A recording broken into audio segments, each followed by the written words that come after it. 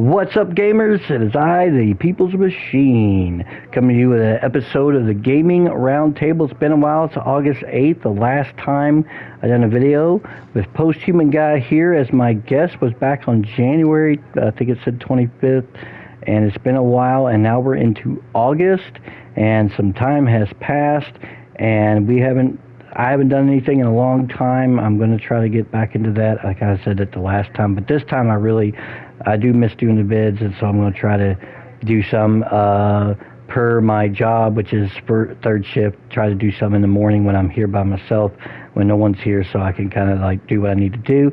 And also, I'd like to welcome to Table Talk. This is the Gaming Roundtable brought to you by Unpaid Gamers on YouTube.com.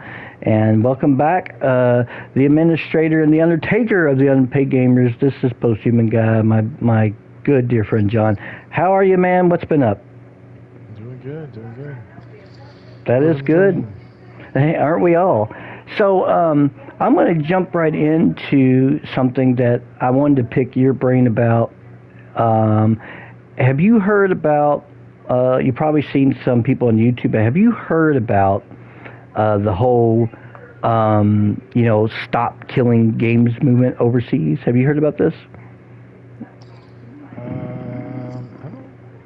don't know that I have. So this has been in the YouTube for a couple months, and I didn't know what it was about until I looked into it. This all kind of came about from when Ubisoft, after 9 years, I don't think they were completely directly responsible, but like they shut off the first crew's servers, making the game entirely unplayable. The game is inert, can't play it. If you have it in a hard copy or digital, you're SOL. And what had happened was a guy had gotten so fed up with game companies doing this very thing and was already pushing to try to be like, just include an offline mode, instead of killing a game based on game preservation, right? And people who paid money for the game, even if they've gotten their money's worth by then, 8-9 years later, like, they still want to play it because they may not like, the sequels, or they just enjoy whatever. And they had to have so many signatures signed before it could go before UK's legislation. They got that in like a couple months. They got like well over 1 million like signatures, and then it kept climbing.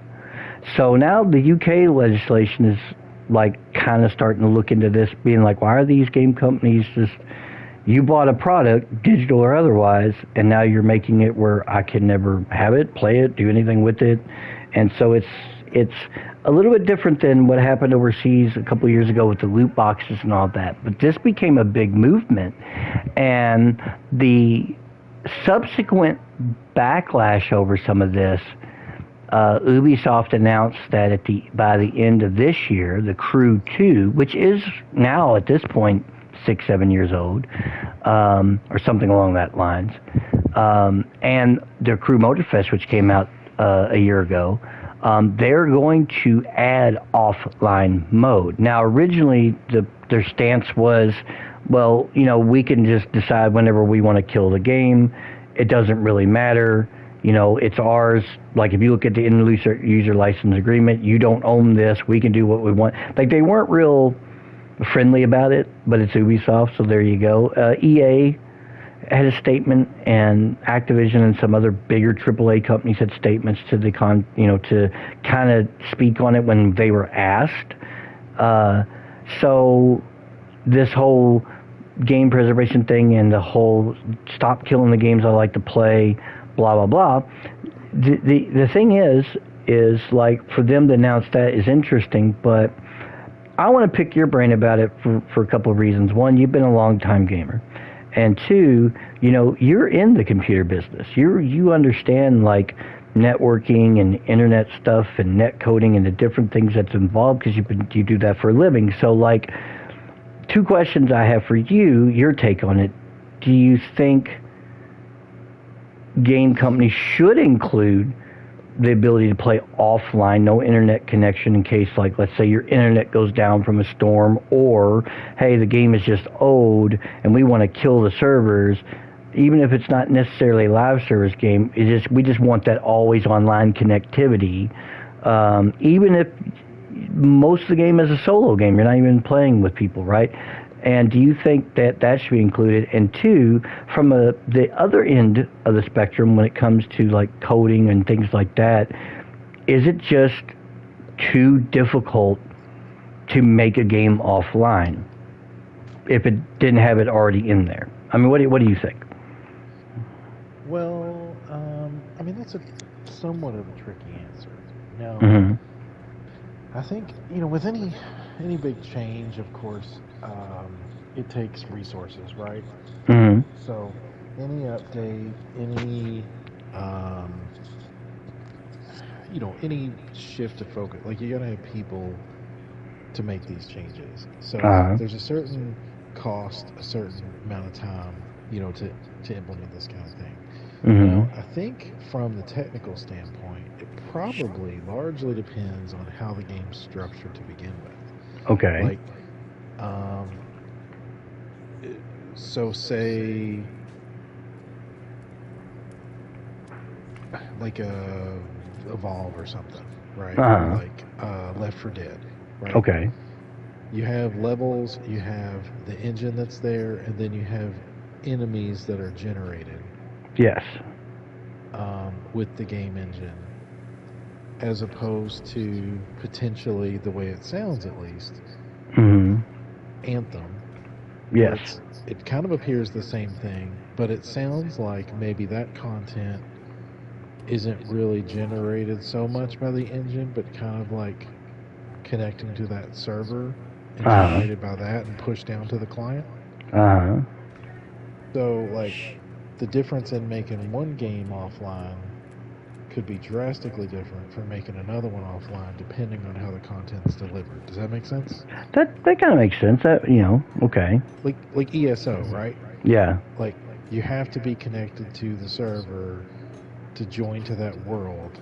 Like it's Uh-huh. not just within your like your offline content. You know what I mean? Got it. So So like, like the undertaking of making some games offline, I could see is not feasible. got it. Okay. You know, Okay. um, but in a lot of cases, it probably could be.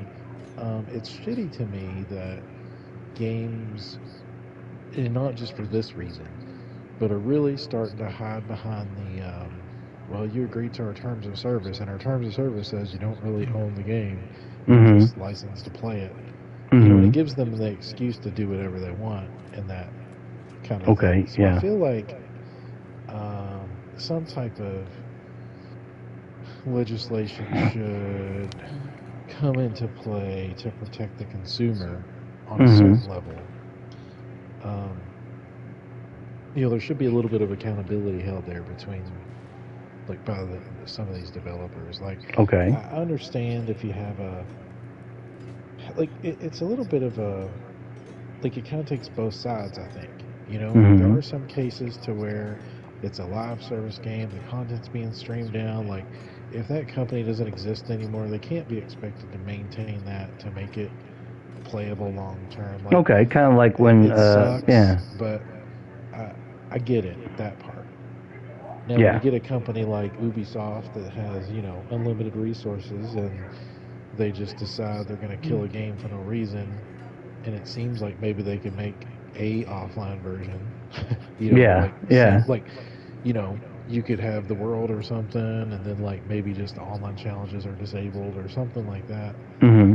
I don't know. It seems like maybe they just use that excuse to be lazy and not waste the money on doing right by the people who bought the game. Okay. See, because like one of the things that I thought was interesting was, Warner Brothers like completely like it failed the Suicide Squad game, right? I played it a fair amount, and they made pretty much all the same mistakes that the Avengers game made. However, which I'm surprised no one spoke up about that. Like, hey, we're basically doing what they. Yeah, I That's a see whole you other. coming. Yeah, it's kind of like, but the very last update made an offline mode where you could take your profile, you downloaded it off their servers. So that goes back to you saying like you weren't you were always online, but the content was in the game. It wasn't on a server. So they were able to update it with like the last update back when, and now you download the profile and I can play it. They said even if the game, we know it failed, blah, we know we messed whatever, but anybody that just really liked it, even if it's only a handful, you can play it now forever, right? It's, so I thought that was a nice gesture for them to do that, considering that the game originally, you had to be connected, you had to be online no matter what, even if you played solo. And there was when you selected like the game mode, it asked you, do you want to connect with people, like you want to party, whatever, like you would just join up with randos, or do you want to play the game solo, and you would just solo, okay, I'm good, because you could switch between the characters on the fly. So I thought that was a nice gesture. I get, that it may be, like you said, difficult in some cases to create an offline, but you would, do you think that games in general, in the development process, long before the game comes out, should that be like, hey, let's make sure there's an offline mode here, guys, in case this fails? Because it always leads me to believe that developers never talk about, what if this game fails? The game's not out. Well, we don't want to talk about if the game fails. We don't want to, but that should always be, I think, in the mix conversation. Like, hey, what if people don't like our game? Because I get it should be from our perspective, but I understand why it's not at the same time. Ultimately, what do they care, right? Yeah, If it does good, there's nothing to worry about. If they're continuing to go, there's nothing to worry about. If they fail, then they got bigger problems. Yes. And if they make another game, then they'll just urge you to buy the new one.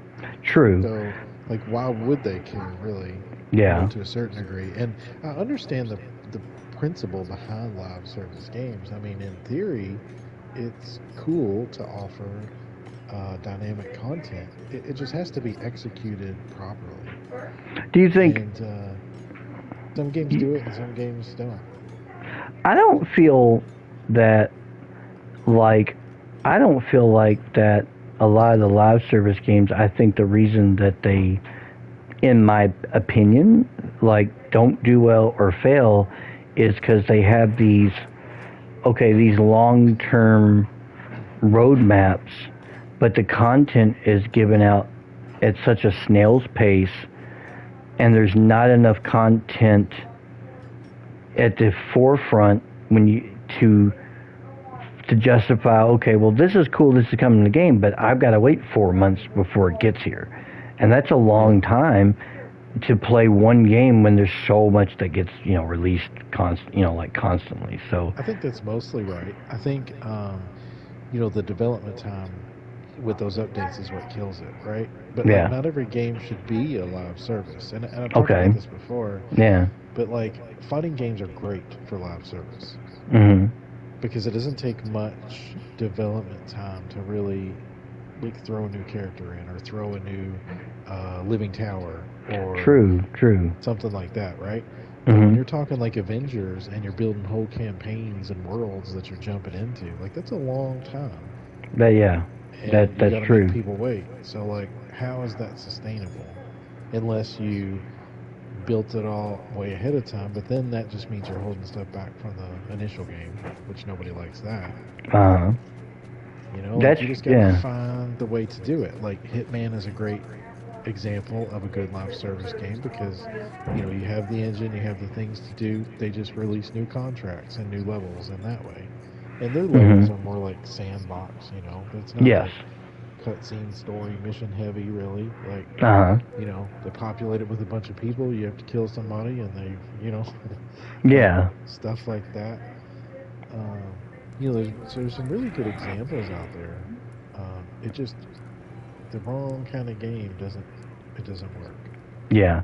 See, and that's what I find interesting about this movement overseas. Because the last time a big movement happened with this was with the loot boxes and the gambling thing. And if me and you were to live in the United Kingdom, and you went out and bought the new Madden or new FIFA and those type of games, right? Like the MUT system and all that doesn't exist. Like you just earn the packs, you don't buy shit, and you don't. None of that's in the game anymore. They can't do it.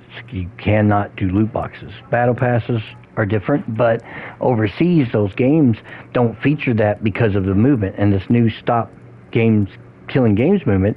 Ubisoft is primarily located in like Canada and overseas, and the fact that they actually are like, okay, we'll put the offline mode in the crew too. The way that they treated it was almost like they could have always done that. They just chose it not to, but now they're going to because they, in the interest of game preservation, because they don't want to get. The way it seems like what the president is saying is they don't want to be forced to do it. Like we don't want to. Oh, you have to now. You know, like we'll just do it as a sign of good faith. Because I go back to like Far Cry 4, for example, which Ubisoft made and published. Like when you load the game, it loads you online, and then you're online on the main menu. But then it says you can go down to the bottom. It says play in offline. You have to get online to play offline. Had those offline modes, you know, where you had to load in and then select offline. And I get that the internet now. A lot of people had a problem with Activision and Blizzard with Diablo 4 always being online. It's still, you have to be online. If they're down for maintenance, if they have, let's say, 15 million players, 15 million people can't get online. They can't play the game. You know, they're going to have to play something else until it comes back up. And even though Diablo, 3 and the rest have always had, like, the ability to play online or offline, do you think that, generally speaking, outside of the live service aspect of the game, that games should you should just be able to play offline? Like there should be always that option. Do you think that that's feasible? Again, I think it's. I think it depends on the style of game. Mm-hmm. Like to me, some of the best live service games, like that I mentioned, you can play offline just the same, right? Mm-hmm. Like Street Fighter, they consider it kind of a live service thing, but you don't need internet to play it. It's just getting your content going that way. Hitman, you sign into the server, it delivers new content, like the new contracts to get and stuff like that. Uh-huh. If like it gets kicked off, like you can just keep playing it. It's not a big deal. Mm-hmm. But games like ESO, it gets centered around the online experience. I think it's silly when single player focused games are online server based. I see. There's very few circumstances I would kind of deem that okay. Okay. I can't say that I wouldn't say it should never be allowed, but I don't know. It just depends, I think. But there should be a very clear, regardless, there should be a very clear expectation from everybody of this one's going to be online only, this one, going in. I think you should know going in what it is. And if you're okay with getting a game that you got to be online to deliver a certain type of content or, social aspect that the game would be,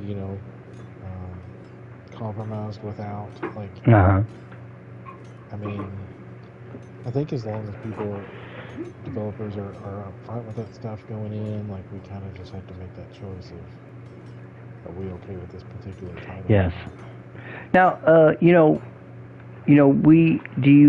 now the whole thing about, like, you were saying earlier about the whole, they own the game, we don't own the game, even if we purchase it kind of thing. Do you think do you feel like that is something that, in your opinion, like, yes, they may have made the game, but we bought it, so it is our game. Like, do you think that's, why do you think companies are like, no, you don't get it, you don't own it, it's ours, you're just, Or I'm sort of against that idea because if I bought it, it's mine. If I buy a car, it goes in my name. It's not like Toyota can call and say, "Hey, just we're shutting the car down. You got to bring it back." It's like the game industry works so funny versus like every other industry. Like in the world. So it's really strange to me. So I mean, do you think that they have a right to be like, no, it's just a license and you don't own it, or do you think that should not be the pervading way of doing things? Uh, I'm strongly against that plan of attack. Mm-hmm. um, I think I think when you have like subscription-based games, you Mm-hmm. can kind of get away with some of that type of language. Uh-huh. Yeah. But even then, it feels shitty if you're, say, again, like ESO, right? You Mm-hmm. own it, you dump bunch of money into the skins and all this stuff, and then like if it was just go away, like that's a bummer, you Yeah. know? Like if even if there's a sequel, like if that stuff doesn't carry over, that's Like an Overwatch. devastating. Overwatch did that. Yeah, that's to me that's a big bummer. I think it should continue to be treated in the way that classic games were done. Of you purchase this Mm-hmm. game, whether it's a disc or digital, it should be treated the same way. It's your copy of that game. They've developed it, they spent the time, they've set this price for it, they released it into the world, and Mm-hmm. it's no longer theirs in that sense. I mean, not not advocating like piracy and stuff like that, but like like it belongs to the world in that case, and they shouldn't be able to Mm-hmm. kind of put it back in the bottle. Oh yeah. Um, Now, Notch, who the guy who made Minecraft, Yes. his quote is, if we never own the game, then is piracy really stealing? True. That makes a good point. That's a really good Uh, point. Now, I'm also against that statement, but it is a like a reasonable quote. Yeah. And I think it just continues to raise that question on how is it okay to Mm-hmm. not let us quote unquote own a game. Mm-hmm. Yeah. I Now, do you think in general that games after they've been out for a while and they kill them, do you think the offline mode would be important? I mean, how do you feel about game preservation, especially in the modern terms? Like, yes, I can go out and still buy Super Mario World and Super NES for a couple bucks, right? That's, I can play it, whatever. I can own it, it's mine, whatever. But like the newer modern age of the digital age that we live in, I mean, do you feel like games that you own or people own should be preserved? Like I should be always be able to play it, and they should be preserved just for the simple fact that like, you know, it's there. It's no longer. I don't want to turn the game I bought and now it's just a coaster for my drink. you know, I mean, do you think game preservation is important? Yeah, absolutely. I think now, that kind of could leak into just what we've already said.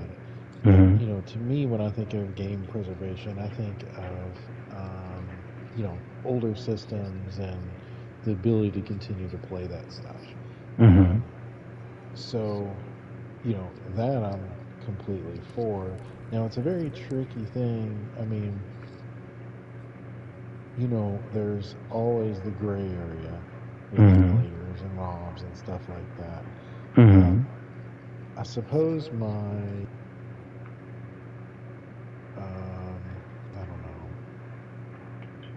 if I had to really say a stance that makes sense for everybody, I would say the way it probably should work would be if a game is left to die and is no longer supported and no longer put out there as an option for people to buy, Hmm. then the emulators and the ROMs and stuff shouldn't be an issue. Yeah, it shouldn't be. No, you're right. I Yeah. agree. Um, but we're in an era now to where backwards compatibility is, a very real thing. I don't like some of the practice though of like say PS4 releasing a PS1 game for $20. Yeah, that seems You know, extreme. Yeah. um, and not to say that that happens all the time. There's plenty of games that I rebuy all the time. Like they'll Yes. release a new version, and it's easier for me to play on my PS5 or whatever. So I'll just rebuy it again. Like I'll probably end up getting that Heretic thing that they just released. Yeah, they put out Heretic and Hex in it for $15, and Right. I was telling my wife, I said, that's crazy because I used to play on the N64. Back in the day, I never played Heretic, but I had Hex in '64. Like I had that game. I used to play a lot of it because there wasn't too much of games RPG wise on the N64 at all. So that was the closest I got, and I always thought those were.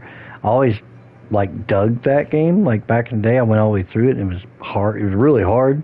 Like I thought it was hard, but Yeah. I thought that was neat. I was like, oh, for $15, you can get both Hexen and Heretic. That's kind of wild, yeah. Just And to see, and that see. stuff's tricky because, like I say, it's tricky because there's kind of no, there's a little bit of honor system out there with some of this, right? Like, Uh huh. I feel like as gamers, we kind of have a responsibility to um, vote with our wallet and Yeah. put our money where we, in the areas that we want to see supported, right? So, Yeah. like, Hexen and Heretic, for example, I'll probably buy it on PS5 because it'd be nice to just add to my Doom and Quake collection on my Yeah, because PlayStation that's kind of that is part of that. infrastructure Yeah. account, Yeah. whatever. Yeah. It'd be easy to play on there, whatever. Do I need to buy it? No, because I could probably play it on my phone or my Xbox or my Steam Deck. PC, my Steam Deck, like whatever you name it. Play it without buying it because it's easy to play that kind of stuff. Yeah. You play Yeah. it on anything, probably play it on the fridge. Yeah. No, Um, it's true. However, I like some of the attention to some of these iconic games and like the spotlight being on the effort to kind of somewhat remaster these and stuff. So like I want to support that, right? Uh And huh. if you don't ever support any of these things, it's going to be a problem, and we won't see these new cool releases like Hmm. this. Like This is one true. perfect example for me is there's the upcoming Mortal Kombat collection, right? Yes. Yes. So it's by Digital Eclipse, which I absolutely love what they're doing. And they're the ones who made like Making of Karateka, the Atari 50, the Hmm. Tetris Forever, Hmm. and they do these like documentary style games to where they present you with a timeline. They'll show you sketches. They'll show you behind the scenes stuff, manuals, videos, interviews, like behind the scenes stuff. And then as it progresses through the timeline, you play these games, right? Yes. So, Mortal Kombat is coming out. They're focusing on the 2D era. And there's a lot of people that are like, well, I mean, I could already play 1, 2, and 3 already. I already got the ROMs. I don't need to buy that unless it Yeah. does this or something. And it's like, come on, man. Lighten the fuck up. Like, Yeah. they're creating this cool package that's a tribute to this era, you know. And I understand everybody can determine the value of any title, right? And they should. And if you feel like it's a waste of money, then that's fine. But like, don't nitpick some of these things. Like this thing is really cool. They're gonna do, like I said, the whole timeline stuff. It's like an exploration of that point in history. You'll Hmm. have the arcade versions of these games. You'll have the Hmm. home versions. You'll have the portable handheld versions. Who knows what else? They haven't completely announced everything. True. Currently, it's 1, 2, 3, 4. The just announced trilogy is going to be in there. That's cool. And Um, 4 in particular, because I actually dug 4 because I know it was its first foray into 3D. But I did enjoy. I did have 4 on the N64, and I actually really enjoyed playing that one. I just really liked 4 for some reason or another. Yeah, and they have like three more. The guess is three more to announce that's included, and I think it's going to be Mortal Kombat Mythologies, Mortal Kombat Gold, um, which is the definitive version of four. You know that was on Yes. Dreamcast, Yes, yes, I and remember then that. Special Forces is kind of the rumor, but we'll see. They haven't announced those yet. But they're focusing on that era. And, if you want it to do well and you want to see them do a collection of Deadly Alliance, Deception, moving into the 3D era, you got to support what's coming out now. Yeah, it's true. And that's the Um, thing, some of these cool efforts, if you nitpick them to death and get all weird about it, like it's going to kill these cool little projects, and then we're stuck with just more franchise AAA garbage. true. That's true. I mean, I find like for me the game preservation thing I think is really important. I, the case in point, I never thought that Battleborn, for example, was a bad game. It got a bad rep for zero reason. Yes, Overwatch came out, like Battleborn came out, and then 30 days later, Overwatch came out. It got unfairly compared to it when they were incredibly different. The only thing they had really in common was they were both for hero shooters. The online portion of Battleborn was more like a MOBA, and Overwatch is not. Overwatch took a lot of, and people always are surprised when I say this. They took a lot of its game modes from the game Brink, that was made by Splash Damage Games, and if you go back and play that, you can see it. But Battleborn had a story mode that had these really cool cinematics that were like cartoon, like really high action cartoon. The story mode could be played with a person cooperatively or not. You could just solo it. Sometimes you'd play, and you could play all the different Battleborn characters, and it was different every time you went through even the same level because they all had different abilities and powers. The story mode was there, and I always was surprised when they killed it, and I could never play the game again. You could progress. You could play strictly with bots online, and you could still progress. I always liked the story stuff. They were a lot of fun. Missions were great. The cinemas were great. And I always was like, I hate the fact that that Gearbox shut it down, because I was like, great, a game that had a lot of time in and really, really enjoyed playing. They killed it, and there's nothing I can do with it. It's a dead game. It's just a CD, So I've had several games that I own that, I put a lot of time in Anthem. I know Anthem is shutting down in January. It didn't do well. Everybody knows why. We're not gonna rehash that, but I've generally always held up its gameplay. Maybe not so much anything else, but the gameplay with the flying around and shooting was great. But come January, it's a game I can never play again. I got into Babylon's Fall when it went down to $20. I was playing it on the reg, was enjoying it, because I like Platinum Games, and while it may not have been their best effort, I have figured out the ins and outs of that game and how to play it, and really started enjoying that. And then it died, and they closed it off. So that's just three examples of games on my library that I didn't pay a lot of money for. I didn't pay it at launch, but I can never play them. And Anthem is about to die, so if I want to play it now, I can until at least January.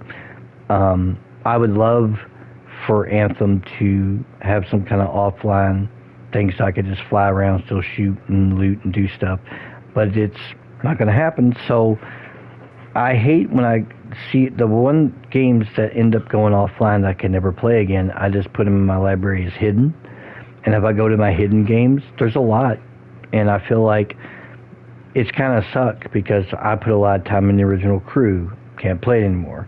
Battleborn, can't play it anymore. Babylon's Fall, can't play it anymore. It's like multiple games that they decided to kill, instead of being like, they're just a forethought now, and it's like, oh yeah, that's a game we used to play. In the same token, I can load up my Contra collection and play Contra that came out 35 years ago. You know, so it's like, and that's digital, but it's like, I think game preservation is important for the simple fact that, like, even if I can't play those games no more, like the structure of a lot of those games, it was fine to play solo, right? Where you're going like, okay, it's more or less single player, but you know, screw you, you can't play it anymore, we shut it down, we're done. And a lot of the reason that Battleborn shut down was because everyone compared it so unfavorably to Overwatch, and Overwatch took off. It was like, Randy Pitchford was like, well, then we're shutting this down. You know, so it's, okay, you know, and it's like, to me sometimes it feels like the companies cop out when a game doesn't sell or doesn't do well. And that's why I will give praise to Update. We're going to make an offline thing for our Suicide Squad game that failed, because we still want people to be able to play it. I think that's a good gesture, right?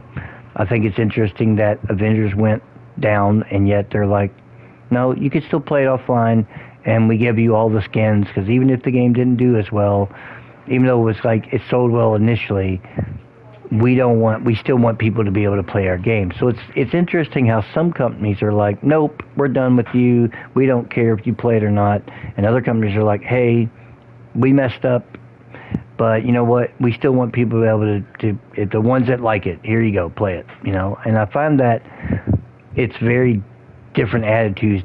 Avengers, Babylon's Fall, and another one, they were all kind of live service, and all of them bombed like that. But only one I can still play, which is Avengers. So I think it's odd that the different stances. I think there are occasional situations to where I could understand it being too difficult to make something offline.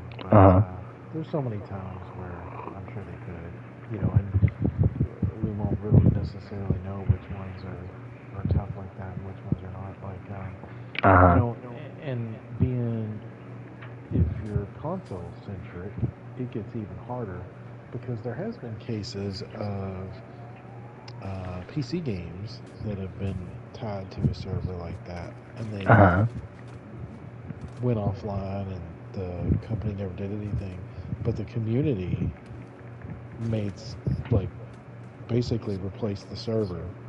Yeah. Or like made mods to be able to play it offline. I've seen that happen. See, that begs the question that then, like, if some rando gamers out there with some knowledge can do that, and they're not getting paid to do that, and they're able to put mods or change the source code a little bit, it just begs the question then, is it really that hard to do?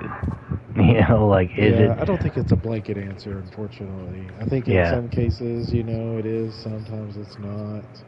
Like you were talking with ESO, like there's just not really. It's too ingrained. You're on a server, Yeah. No, but I mean, some of those modding communities are pretty substantial. You know. Yeah. And you got people like doing total conversions of, you know, Morrowind or something. Yeah. You know, I've seen people get really dedicated. So I don't know. I mean, now the community will come more doing that because they care, or they like the challenge, or they're vested in the personal side of things. You know, these companies, it's a business, and I do understand some of that difference and what it can mean, but I don't know. It sucks when games die, for sure. Yeah, I agree.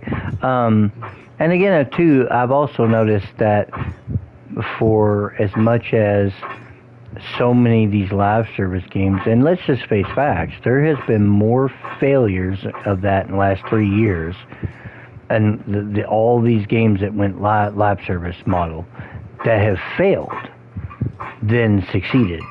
And I mean, even to the point where Warner Brothers just announced that they were working on, after losing $200 million on Suicide Squad, which is a big chunk of change for them, and having to do layoffs and whatnot, like they They announced another live service DC related property that won't be Batman, since there's another Batman coming out, another Arkham game, which is cool. But you think, really, you are doing another live service? You didn't learn your. People are like, you didn't learn your lesson. You know, like, why would you even try to attempt it again? Like, you just lost a ton of money and had to sell off some of your property. So that's kind of crazy that they're still doubling down. Like, companies are doubling down on the live service, and so many have failed, just one after another after another. And these companies, you hear about layoffs and Activision laying off and these people laying off and Ubisoft laying off. And it begs the question, like, why are they doubling down? And I guess because the potential for revenue is really, like if it was successful, but like they just, no one seems to, barely anybody can get it right.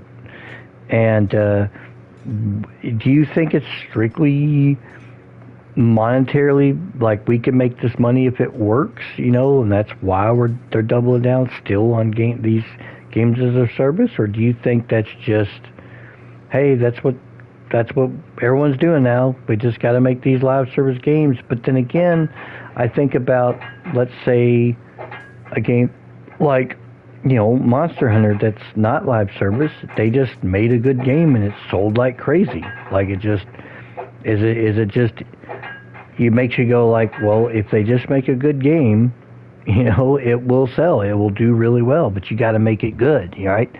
So, do you think that's kind of like, why do you think they're still doubling down on it? Do you think it's simply because they see dollar signs? And, you know, is there just pressure to be like, we can just make a good game, but they're not really making a good game? It's like I always say, they're making like a platform designed to make money that looks like a game. One of the things you mentioned to me was to check out the new WE game and the island and the way all that works, and I was like, ugh. You know, like, this is like, give us your money mode, you know? Yeah. I mean, as far as why they keep doing live service, I don't know. I mean, publishers, of course, that is the whole goal, is to make money. True. You know, in the development side, there are passionate people, for sure. I think it's probably largely driven by passionate kind of people, but, you know, they can't just make what they want half the time. You know, True. There's usually compromises, and there's still a company behind them, you know. So, you know, the potential for making money is always appealing, and I'm sure there's a lot of people that think, well, these fail, but like we can do this better. Yeah. Other times I think maybe they're just already started development and don't want to back down, you know.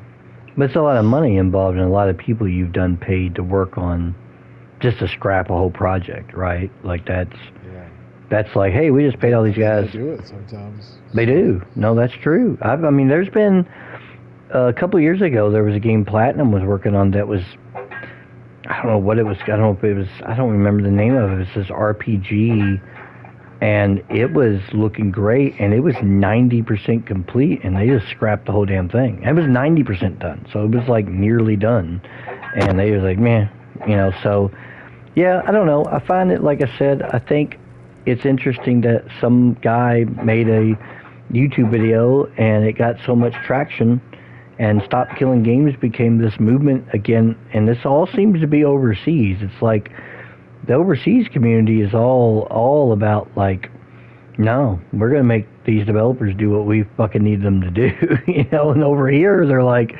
you know, what are we going to do, you know? So you don't hear, it's just funny how that worked overseas with the loot box, and now loot boxes like are not in games, not even in the American side of things. They're just not there. They're gone. And because there was too much questions that were coming up in our Congress about the gambling aspect of it. And I mean, they can spin it what they want. I still feel like if you have, where I have to spend real money on something and you make it look like a slot machine, it's fucking gambling. So because I don't know if I'm going to get what I want to get, so and then when it came out that certain things were at such a low margin, a percentage of to get, like it's clearly gambling, and so I think a lot of companies got, it started overseas and made its way over here, and maybe I do find it interesting, like I said, that Ubisoft said before the end of the year, we're going to make the Crew 2. You'll be able to go. When you load it up, you can play offline. Oh yeah, we're going to do the same thing for Motorfest, and both those games were highly like internet, and you got to be connected. It's always online. There's players. Like there is nothing to do offline. Like they can't have it, right? So I find it interesting that this movement happened, and then they were like, because the Crew shutting down caused a lot of problems for people who just really loved the game overseas, and was like, that's not cool. I paid this money, or I used real money and bought some cars or whatever, and they weren't having it. It was like, so that's how this kind of started was, and I hate to be like, seems like Ubisoft gets shit on a lot for what they do, but they kind of, they had to backpedal after their president came out and told people we don't give a crap about you. We shut it down. You agreed to it under user and license agreement. You don't own the game, and you never did. And people were like, he kind of like put his foot in his mouth. You know what I mean? So I don't know. I find it interesting that how these things kind of come about. And I just only was picking your brain about how you felt about it, because I thought you know the business side of things when it comes to computers and all that stuff, and why, from cost and different things like that. But you're also on the other side. You're also the consumer, right? So that's you have a different perspective, which is always good to hear what you have to say, because I don't own a business. I just know a little bit about the industry and the way it works, and I don't necessarily like to speculate. I just kind of look at the way it looks, and if it looks like a shovel, it's a shovel, so, or sometimes it's as phony as a football bat. And I will oftentimes side with a company, because I do understand some of those motivations. So a lot of times, though, we just aren't made privy to what happens behind closed doors. It's so true. We still speculate, but I don't know. I think it's. I don't think there's any blanket answer in any of that. I think just sometimes companies could do better, and sometimes I just don't understand why decisions are made. True. Yeah, because one of the things that I try to look at is, at the end of the day, they are a company. They're trying to make a product that will make money, to make revenue, to keep people working there, obviously. Because I hate to hear when people get laid off. I mean, not just game industry. It sucks when layoffs happen.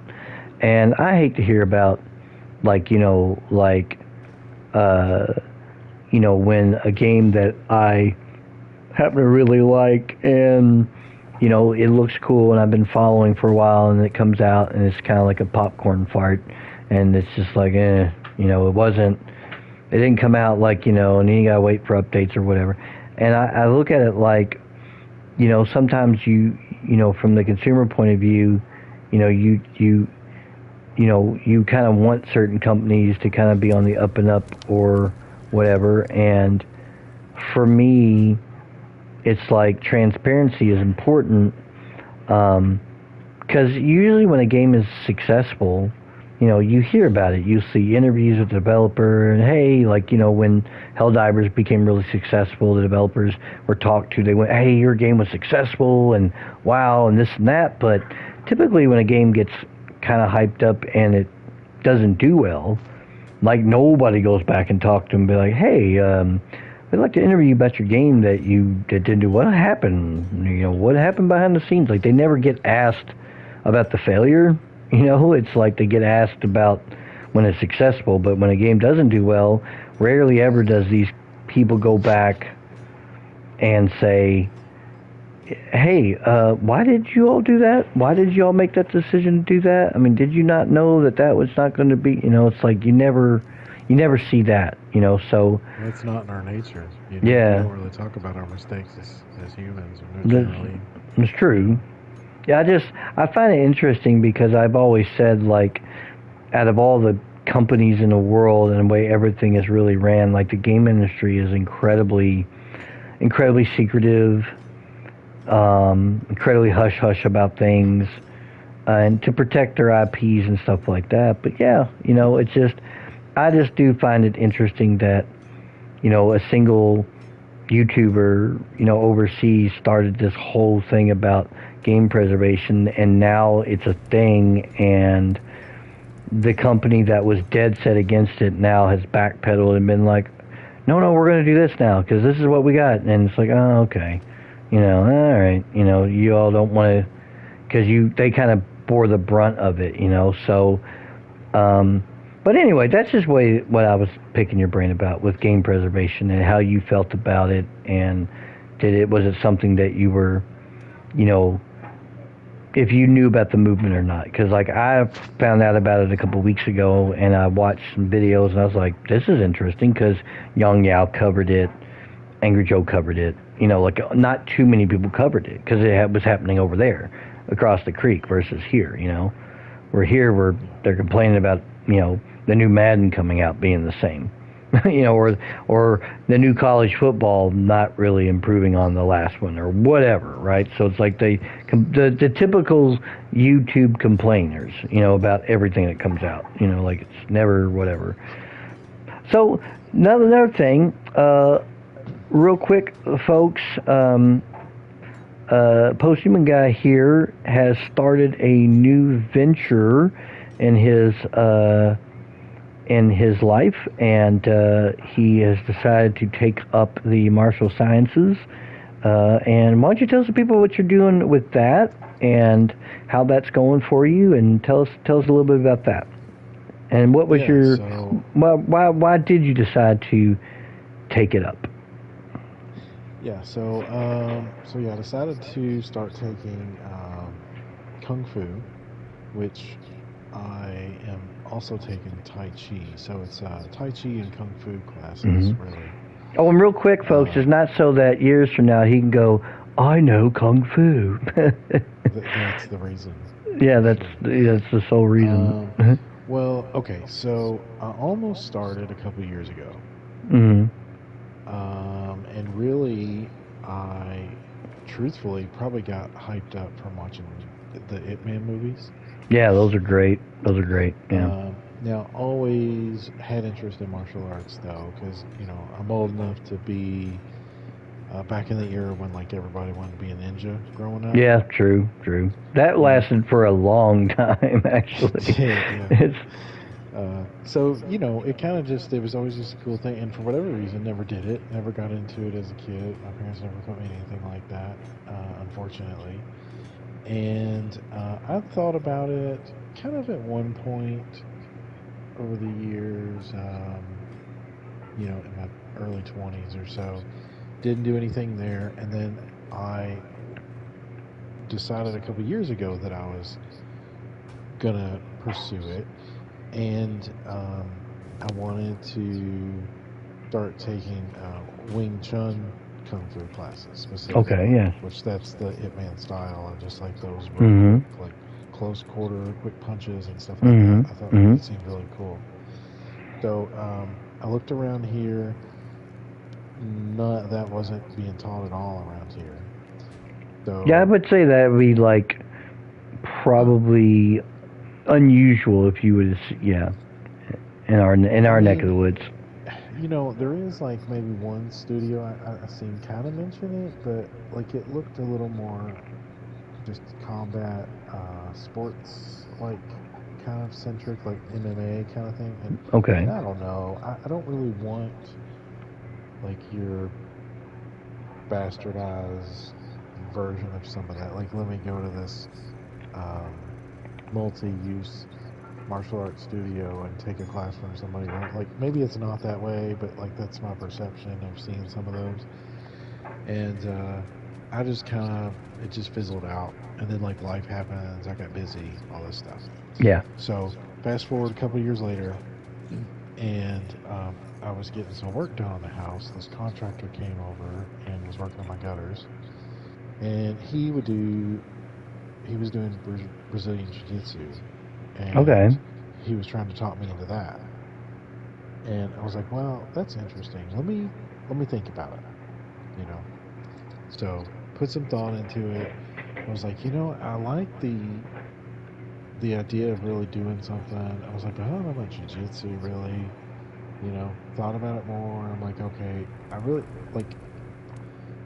I wouldn't be taking it for self-defense, anything like that. Like, you Hmm. can get in the argument of what's the most effective martial arts, all this stuff. Yeah, you Brazilian could debate that jiu-jitsu for you is could debate that for days.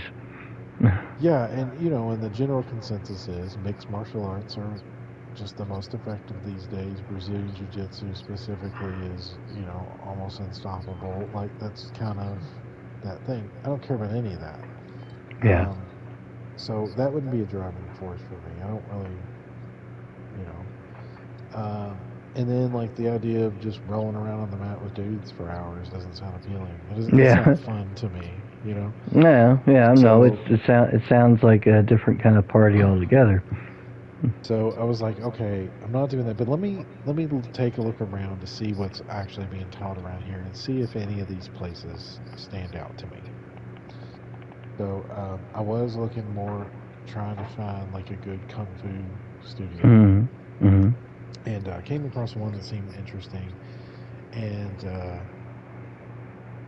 I don't know, I just liked the look of it. I liked, I did like some Facebook stalking on like their page, the instructor's Okay. page, stuff like that. And I liked everything I seen about it. So I called, talked with the instructor. So, in a lot of martial arts, sensei is what's used. Hmm. In kung fu, it's Chinese martial art. Sifu is the proper. Seafood, So like the the game. Sifu here, Yes. yeah, yeah. So spoke with him. Very, very cool guy. Very, very welcoming. Very encouraging. I was like, okay, I like the sound of all this. So I'm in. I'm gonna pick a date for myself and give it a go. Got it. So that's kind of the story of that. Now, my personal motivations are, you know, a lot of times in my life, I've done stuff based on fear. Like, if I'm scared of something, I'll do it because I don't want fear to stop me from doing something new, Hmm. right? Hmm. So, as much as I'm interested in it, I'm also like really, kind of scared of it too. So there's that. Um, you know, for so long, I'm like the hired professional in my field, Uh huh. right? So the opportunity to just be a student again and not know anything, Yeah. is exciting. Yeah. Yeah. That makes sense. Um, you know, doing something that removes myself from computers in general is exciting to me. And I can feel age creeping in. Like, this is sore to do this today. This is sore like the physical activity is something I need to do. Yes. So, after the mental, physical conditioning aspect of it, I'm interested in the art of it. Like, I've known people throughout my time who's done karate, taekwondo, Hmm. jiu-jitsu, but I haven't ever met anybody that's done kung fu. So I'm like, I think this is just the fit for me. Yes. So That's good. uh, that's my whole reasoning. So I'm like 2 weeks in now, Hmm. and which isn't very long, but totally in love with it though.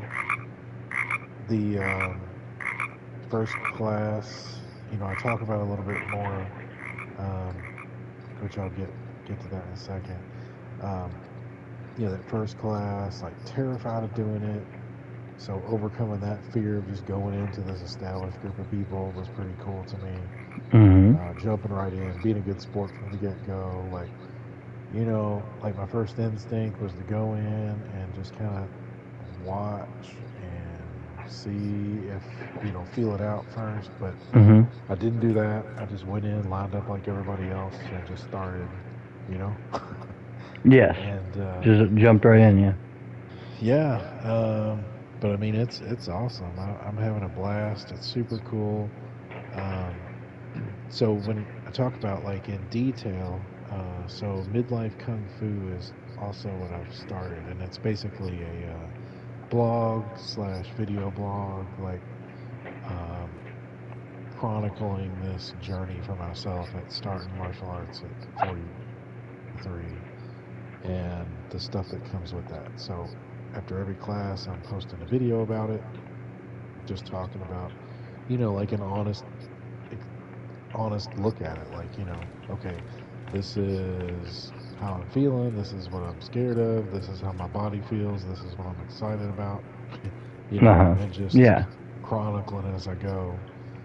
And I don't know. I'm really not doing it for anybody else. I kind of don't care if people go there or not. Kind of like how I treat everything else. Yes. But I think it would be really cool for me to come back in a year and look at some of those early classes and my take on that and see how I've progressed throughout the time. So, No, that's you know, always good because it puts things in perspective. yeah. So you Now, can. if at the same time it's out there for everybody to watch and see, and if somebody could get inspiration from it, that's cool too. Yes, You know. then that is really good. That's always a bonus. To have people watch it and say, hey, I'm a little older, I'm midlife, and I can like maybe do this because he's doing it. That's it's always good. To maybe inspire others. Yeah. And no, I think that's It's great. it's difficult though, for sure. Yeah. And but like super interesting, super engaging. There's a couple of those classes where you focus on cardio, and it would whoop my ass. Like, Yeah. Well, if you're not used to doing any kind of cardio, or you haven't in a long time, it probably does kind of put the hurt on you a little bit, just because I well, remember the other, first time ever a couple years ago, well, a number of years ago before I moved to Bardstown, and riding a bike, and like I could, 3 blocks in, I'm like dying. I'm sucking wind, and then a year later, I'm like going. I can do 6.5 miles in 38 minutes and not even break a sweat. It's like it just took time to get back into that kind of, cardio shape where you feel, you know, it's just funny when you get older because time's a great equalizer. So you'll be like, I remember when I was 14 and could eat like a bowl of cereal and I could have a honey bun and be up for a day playing, something or doing something, right? And now it's like, yeah, sleep. You're not even, yeah, it's just sometimes it's like that happens that way. But no, what you're doing is awesome. I think it's really great, and congrats definitely on that. Just because I think about like I'm 51. If I went and did it, I'd be like, yeah, just shoot me. I'd probably be hurting really bad. I Oh mean, God. there's people that start even later than that though Yeah. too. So I Yeah. think, I mean, you have to be fully vested in it. That's the thing. Like, I went for the first class just like they do the first class free. Like you check it out, see how you like it. Uh huh. And it didn't take long really for me to just be like, I'm all in. That's what I said then, and I still mean it now. Yeah. Um, I'm not just going to the class and putting up with the class. Like, I'm also um, carrying this at home, like before right now, like tonight, I spent maybe like an hour and a half doing like a, shorter, condensed version of both of those classes on my Uh huh. own. Okay. I've gotten I got my seafood to send me his the music from the classes, so I can Okay. just kind of recreate some of that here. I'm dedicated to learning this craft really to the best I can. I mean, Mhm. there's times where some of those moments I'm like dying, and I'm like, Yeah. I should have started this 20 years ago, but I didn't, and I'm in it for the Yeah. long haul, and it will get easier. It just takes longer and time for conditioning, and but I mean, some of those things are just brutal. Like, um, so both classes are kind of the same format wise. Like, you kind of start out with a little bit of warm up stuff in Mhm. Tai Chi, and then you'll go to learning like some smaller forms, and then you spend some time doing like this Tai Chi walk kind of thing they call it. And then you spend the rest of the time, it's more freestyle, and you just work on your forms that you learn, which that is like kind of like katas or something you see Mhm. doing in movies, Yeah. right? And you just the structure is it really all that kind of ties in at some point, but you just kind of learn a couple steps at a time, and then you just repetition. You just pick it up, Like yeah, like anything else. Yeah, definitely. And Yeah. I was really concerned about that part. Like, I didn't know if I would be able to retain that amount of stuff. Yeah. But I'm probably maybe like with just the forms alone, probably 50 steps in between the two. That's pretty good. And, Yeah. like, I got it, I'm getting it down, and like it takes a little bit to really wrap your head around the sequence, I think, and Uh-huh. then to process what you need to do. Like, one thing I didn't really expect, and I guess I should have, is it really matters like where every little body part is, and like Mhm. which way this foot's pointing, which way Mhm. your thumb is, like, where you have your weight distributed. Like, every little Mhm. thing matters, and it's a lot going on in your brain to make this thing work how it should. Yeah. So, like, sometimes it's like you're just piecing the puzzle together and doing one little weird step at a time, and then, like, you do it enough times, you remember it, and then you just like smooth it out, and then it starts to flow. Yes. Um, so, there's that. We did the Tai Chi thing at first, of course, and then going into Kung Fu, like, it really ramps up all of a sudden. Yeah. Like, uh, so it starts with you practicing these stances. Mhm. And anybody knows anything in that stuff, like, you hear like horse stance, and like that thing is brutal on your legs. Like, Yeah. you're kind of just kind of squatting down and holding in the air kind of thing, so like it kills your thighs. Oh, I bet. Yeah. Um, but it doesn't stop there though. Like, you do that for a certain amount of time, and then you switch over and do like this bow stance, I think is what it is. But it's kind of the equivalent, but turned to the side, and then you do the other Mhm. side, and then I forget what this one's called, but I think it's like twisted bow stance or something weird. But you're like in this really weird position, and you just gotta hold it, and it is just like unbearably painful to do. So that really sucks. And then you usually go to that to so the type of kung fu that I'm learning is the Shaolin Five Animal Style kung fu. Okay. Yeah. So a lot of the stuff focuses on the tiger claw. Got it. Got it. Okay. Um, so from those stances, you move to trying to do push-ups on your fingers, not on your Mhm. hand. Weirdly enough, I can actually do that. But not like a Um, lot of them. I could do a few of them. But I think that just comes from all the music years I put in, so my fingers are, you know, a little bit yeah. like from that. But that's literally like maybe doing two or three tops. Not nothing major. Yeah.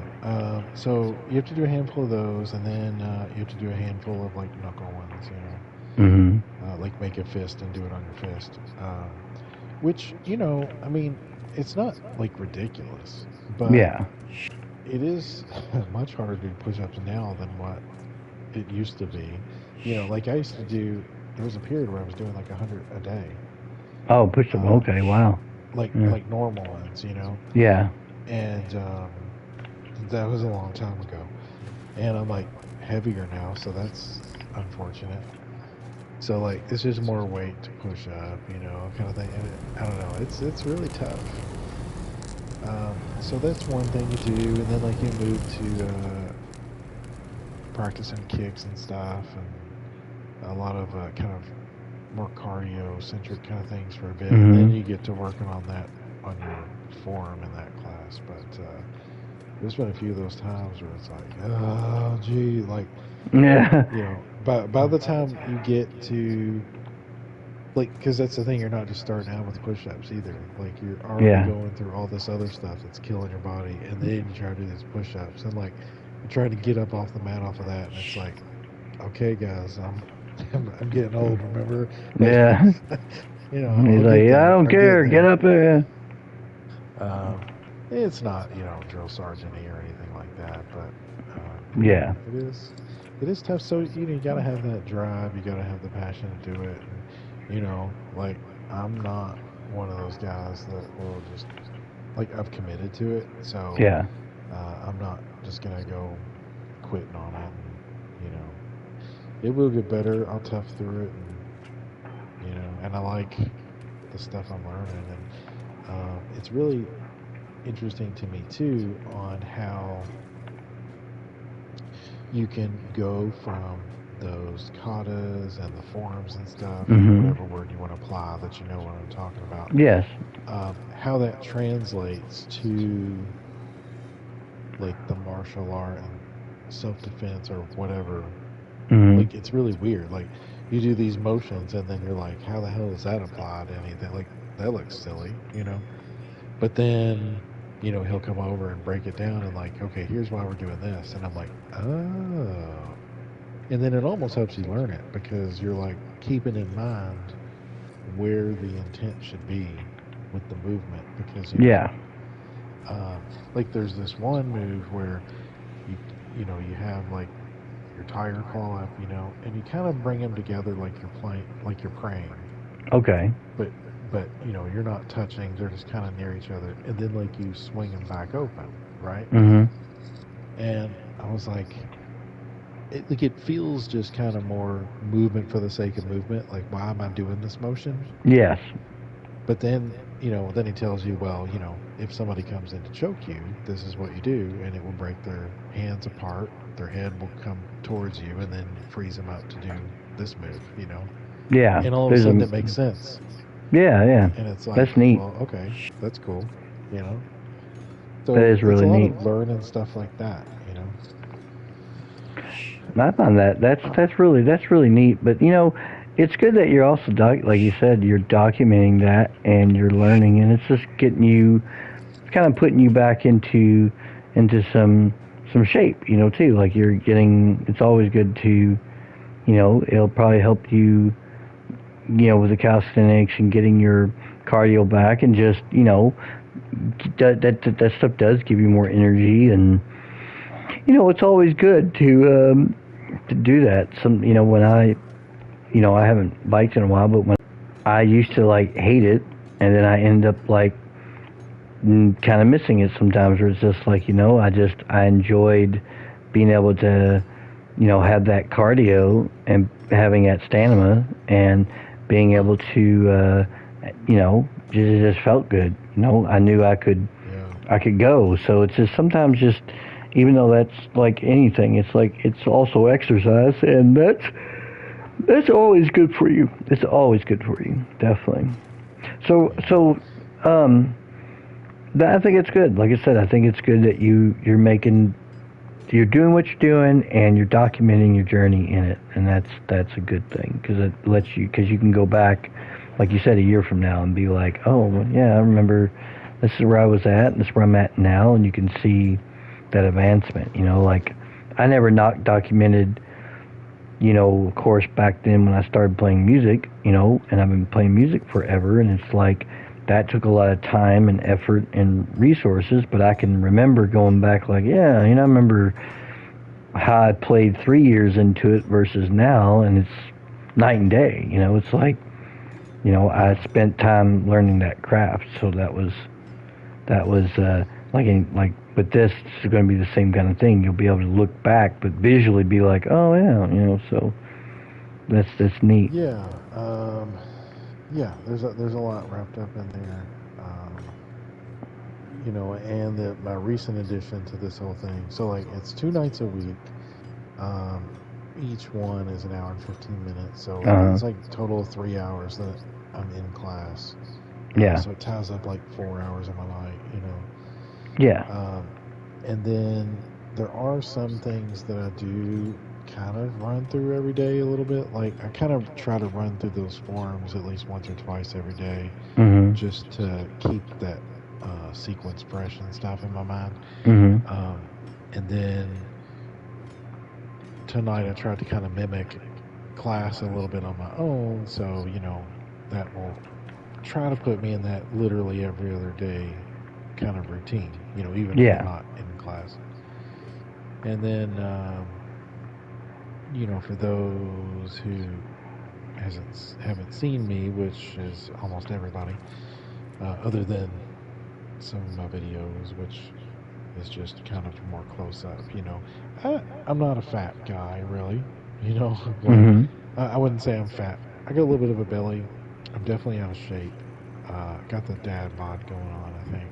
mhm, Um, so other than this exercise, the newer thing, I'm trying. Once I did start class, I tried to make changes to my diet, at least somewhat, mhm. like cutting out certain things, minimizing certain things, smaller amount of this kind of thing. And then I've just started trying to work on the intermittent fasting thing. Okay, Um, so, I think that will only make my kung fu life easier, definitely, just definitely. to try to get in better overall shape. So, Yeah, no, that makes sense. Yeah, totally. Um, no, I just like I said. Let's succeed. I think it's great that you're doing that, and it's just a good thing because that's just a nice journey for you to take. Recently, for me, July 25th. There, it's 25th. What day was it? you don't even 23rd. know. Yeah, I should know, but I'm terrible with this. Bad husband. But no, me and my fiance, a long-time term fiance, on the 23rd, we tied the knot up in Rochester, New York. We got married, and it was very exciting, and it was just an awesome day. We did it amongst family there, and it was beautiful. And we drove to Rochester. I had worked 4 hours and got off work and drove the 9 hours there. And we slept for a little bit and then got back up and and then of course drove home and whatnot. And we finally tied the knot.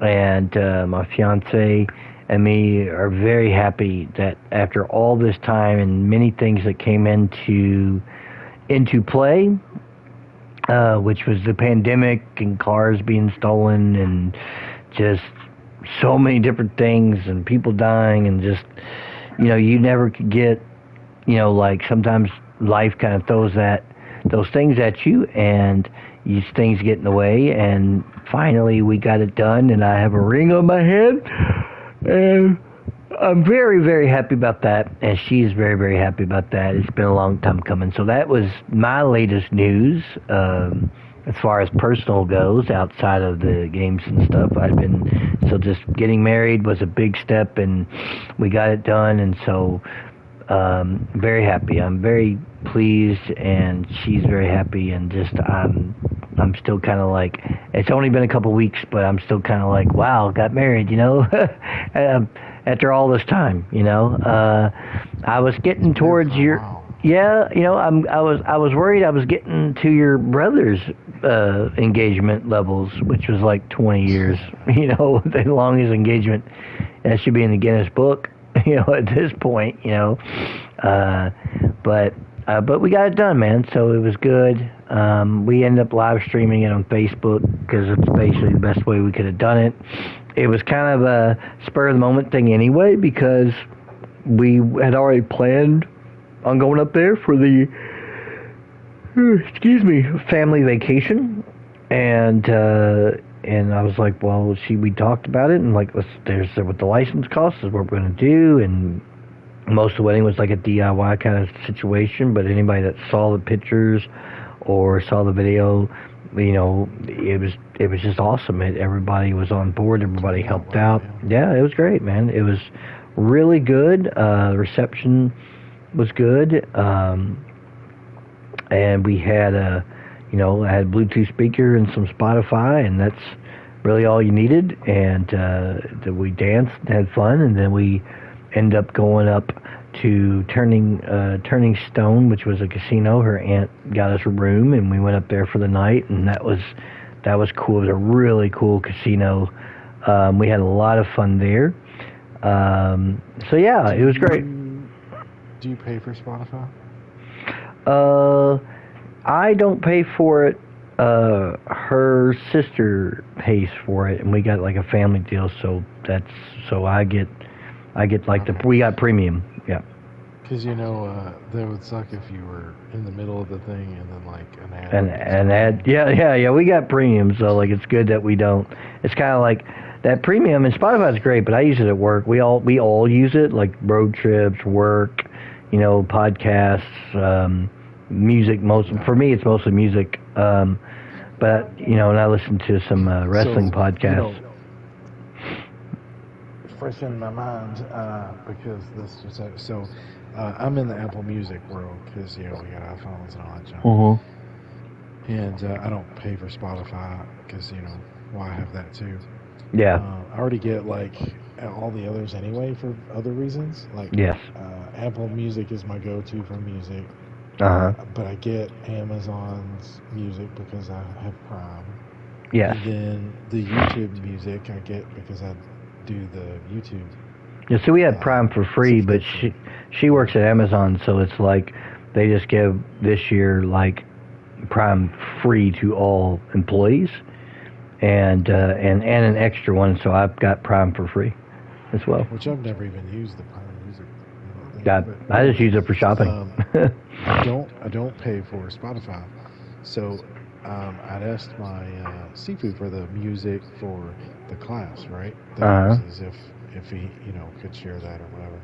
So he's like, yeah, I'll send you it on Spotify, So I was playing it, and I'm like mid, all this stuff, and it's all relaxing because it's Tai Chi part. Yeah, and yeah. Then all of a sudden, it's like, $5 at Subway, whatever. Yeah. Okay.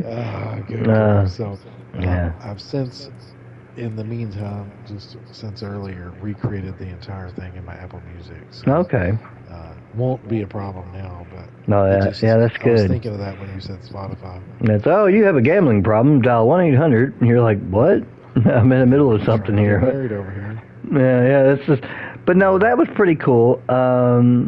Now, real quick, what if time-wise, like what do you? I mean, we always talk about what we've been playing of late. What you been playing of late? Anything interesting? Anything new? Anything good? Very little, to be honest. Oh yeah. The main game was Ghost of Tsushima. Yeah, that's a good one. I was messing around with the Precinct, which I really like it. Yeah, I remember you talking about that one. Yeah. Yeah, and then probably playing Bad Cop mostly. That's coming out. Well, I have to deliver justice. Yeah, you do.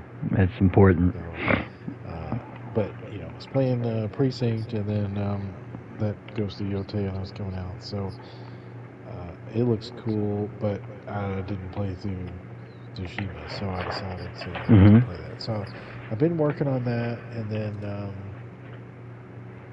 if you like that, Rise of the Ronin. Rise of the Ronin's really, really good. Yeah, and I've seen that. you know, those style games, they're open world and take a while, so Oh yeah, I but don't if you know. like that Maybe kind that of gets you Oriental hooked on it. Japanese kind of, and you make your own character, and which is nice. There's a lot of loot and just it has Assassin's Creed vibes. I think the combat's way better, obviously, but that's good. Another one is that you might want to look into, as I have, which is like I think it's Wolong Fallen Dynasty, and it's kind of Yeah, a pseudo, basically kind of a Souls like, a little less egregious, but that's actually really fun. I've seen that one. And I I've looked at really that. liked, like, I end up playing a lot of that. It's great. It's Koei Tecmo, so they always do good on that action stuff and whatnot. And there's some good ones out there. Now I haven't played Assassin's Creed Shadows, but that's again another like open world, you know, Yeah, I don't know if Oriental it based. is Yeah, what you need. I mean there's a lot, but But yeah, but no, the I'd Ghost of wrapped up. Tsushima's good and Rise of the Ronin very good. Yeah, I'd wrapped up that Doom Dark Ages, and then went to Precinct, and then Ghost of Tsushima, and then Yeah, I also I didn't get the Mortal Kombat One Chaos Reigns. Is that it? Chaos Rings, Whatever the the expansion. expansion. Yeah, yeah, yeah. Yeah, but it was just on sale recently, so I had got it and I reinstalled it to play through that. Um, so that's currently what I'm playing now. I'm waiting on the Mortal Kombat collection to come out, That's a little while, and probably out. Yeah. I think I think end of September is what I think. So maybe a month or two, Yeah. Okay. Yeah, that's or probably good. 2 months, I Fair. guess. Yeah. They said fall, and I really think it's a mistake, personally, if they don't, because it's about the 3D era. They're honoring the consoles. I think it's a mistake if they don't release it on Mortal Mondays.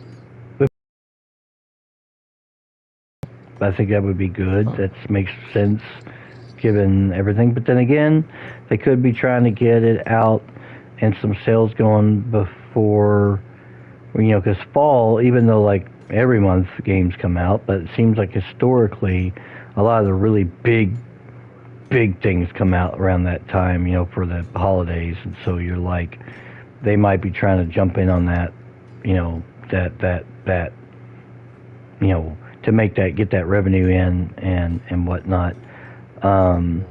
but That new personally, like, Mafia came out yeah, too. That yeah, showed I up saw the new really Mafia good. came out, and I didn't even realize. I thought it was coming out later August, and I saw it. I was like, man, I love all the Mafias. I have all of them. I love them, and I'll get that at some point. I'm not getting it this This one's week, a but I'll fun get one. some point. Yeah, yeah, it takes place in the old world, in the old days. So I'm like, ooh, yeah, definitely Sicily, not New York. I'm down. I'm like, but I've loved Mafia 2. I love Mafia 3, and then I got the remaster of the first one. I never played the first one. The remaster is awesome. They added a bunch of cool stuff to it. It's a lot more. It's more closer to the second one, but it's really good. I loved all three of those games. I think they're really good Yeah, games. The they're story good wise, games. yeah, they're good. And I know that they're doing a Mafia 4 as well. So that's kind of nice to see. I tell you what, I'm really excited for. And God love them, but THQ Nordic is really just putting some good stuff out this year. They're remastering Sigurd 2, which I have on 360. I've put a lot of time in that. Great open world action RPG like Diablo, one of the early open world games of that type in the action RPG, and it looks great. Sacred 2, there's hundreds of hours there. But then they announced Darksiders 4, and I have Darksiders 1, 2, 3, and Chronicles, which is a prequel, and 4 looks like they're going to finally do what they originally wanted to do, and Gunfire Games is making it, which is great. They make Remnant, but they were leftover studio of not Volition, but the people who made the Darksider games, which I can't think of the Vigil games. They made that, and that's what's left over them. Darksiders 4 will allow you, teaser wise, you can play as any one of the four, which is going to be awesome. Strife, War, Death, and Fury. And so I'm like, wow, that was so unexpected to see on the showcase. I was like, wow. As far as games, what I've been playing a lot, I've been really into the simulators. I don't know why. I just tried Alaskan Road Truckers on a trial and played it for 2 hours, which was the full trial, and just fell in love with it. I loved having premium because, premium allows you to have like trials and demos and all the access to the PlayStation library or what's on there anyway. And the simulator stuff, I was like, well, this is pretty good. I'm going to try this one, and I really like this one. So I kind of got into a very different kind of game of late, but I have also been playing a game called Imperial, which is like a action combat with roguelike elements game, but not egregious roguelike, because those are not always created equal. But man, that game's been hard to put down. It's really, really well done, and it's an indie title that came out that I bought, I was interested in, and it kind of reminds me of a multitude of other games I've played that are good, and that's one I've been a go-to game for me. And there's just been that, and I've been playing a lot of the auto battling games with like Vampire Survivors, and I just got Achilles Survivors, which is made by the people who make the Achilles Legends on Toad action RPG, and it's awesome. There's something about those games, just jump in and you don't have to do much, and I've been enjoying those games a lot. They're just easy, casual games to jump into. So yeah, those are mainly what I've been playing more than anything else. But I tell you, so other than like normal, I'm mostly looking forward to games I've already bought multiple times that are over 20 years old. But I am potentially considering Battlefield 6. Maybe. Okay, I've seen some stuff on that. I know it looks like some of the gameplay looks like lots of destruction, lots of things that looks like it's trying to go back to how it was. Yeah, that's why I'm potentially watching the radar. I just I don't like the just gaming community, so yeah, I'm worried they'll ruin it. Like they had their beta, and like it's apparently already running rampant with cheaters and stuff. Really, right. That's kind of like awful fast. Like. So I don't know. I hate that whole completionist, like, gotta rule everything mentality, Can't just play. I mean, like on the console, I feel like cheating might be less of an issue. Then again, it's hard to say. But at the same token, it's like, what I've seen of it, it looks great. Now, my thing is the last pretty much 4 Battlefields they gave away for free. So I've not had to pay for any of them. I haven't played for. They didn't do well. Yeah, well, yeah, I did. Now, the funny thing about, I tell you what's interesting. I played the 2042 Battlefield, the newest, the last one, and it took forever. I guess it took a year's worth of updates or whatever to get it into some kind of what they call playable. I played it, and what I found most interesting about the game, this was the fact that you could progress offline with bots. Like you could play with bots, not play against anybody, and still rank up, progress, unlock everything, and then take that character you made and play what you've done online against people. So you didn't even have to play against actual human players. And you could play at different difficulties or bot levels or whatever. And I was like, that's a first, to be able to play the game and not have to actually play against people, And I was getting like 30 kills, Yeah, I hope so, because I thought it was, I get the bot thing, but to progress with the bots and not have to play against people and still unlock stuff, I thought that was a nice touch to it. it does look really, really good. But it's DICE. But I also worry that it's going to come out and be just a complete buggy, rushed, launched mess, and they'll take, months of updates to get to where it needs to be. Which that's historical for the last couple releases. I got Battlefield 5 for free.